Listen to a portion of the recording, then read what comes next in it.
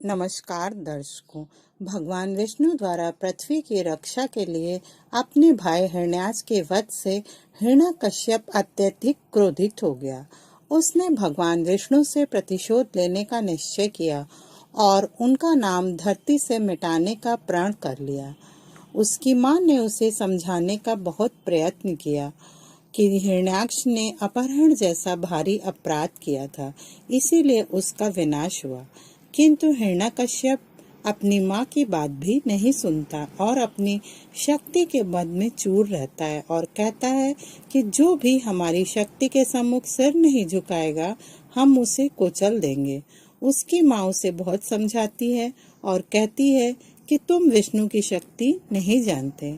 तब वो हंसता है और कहता है कि विष्णु मेरी शक्ति के बारे में नहीं जानते और अपने सेनापति विडाल से कहता है, पूरी सृष्टि में ये संदेश सुना दो कि सब विष्णु के स्थान पर हिरण्यकश्यप का नाम लें और जो न माने उसकी जिह्वा काट दो, सर कलम कर दो। तभी दैत्य गुरु शुक्राचार्य वहां आ जाते हैं और कहते हैं कि विष्णु बहुत शक्तिशाली है, तुम उसका मुकाबला ऐसे नहीं कर सकते और हिरण्यकश्यप को ब्रह्मा जी की तपस्या करने का परामर्श देते हैं और कहते हैं कि घोर तपस्या करो तुम और फिर उनसे वो वरदान मांगना जो मैं तुमसे कहूँ। हिरण्यकश्यप अपनी माँ और गुरु को प्रणाम कर तप के लिए जाने से पहले अपनी पत्नी कयाधु से मिलने जाता है और कयाधु उसे अपने माँ बनने का शुभ समाचार सुनाती है। हिरण्यकश्यप कहता है, मैं अपने पुत्र के जन्म तक रुक नहीं सकता।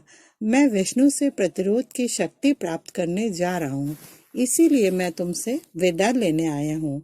और कयाधु कहती है कि मेरी रक्षा कौन करेगा। तब वह अपने सेनापति विलाल से महारानी कयाधु की रक्षा करने का उत्तरदायित्व लेने को कहता है और तपस्या के लिए चला जाता है। उधर हिरण्यकश्यप के सैनिक भगवान विष्णु का नाम लेने वालों पर घोर अत्याचार करने लगते हैं। ये देखकर महालक्ष्मी अत्यंत चिंतित होती हैं और कहती हैं, हे नारायण, आप हिरण्यकश्यप को दंड क्यों नहीं देते। तो श्री विष्णु कहते हैं, मैं हिरण्यकश्यप के पाप की घाघर भरने की प्रतीक्षा कर रहा हूँ। उधर देवराजेंद्र हिरण्यकश्यप की तपस्या भंग करने का प्रयत्न करते हैं।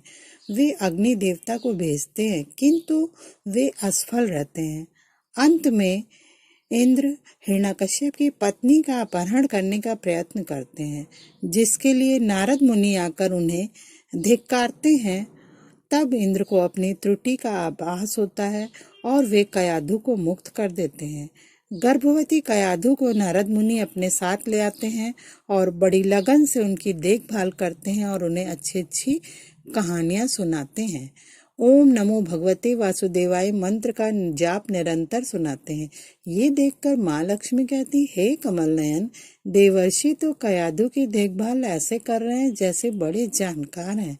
तब श्री विष्णु हंसते हैं और कहते हैं कि जो दूसरों से प्रेम करता है, उनकी देखभाल करता है, प्रकृति उसे स्वयं सब कुछ सिखा देती है।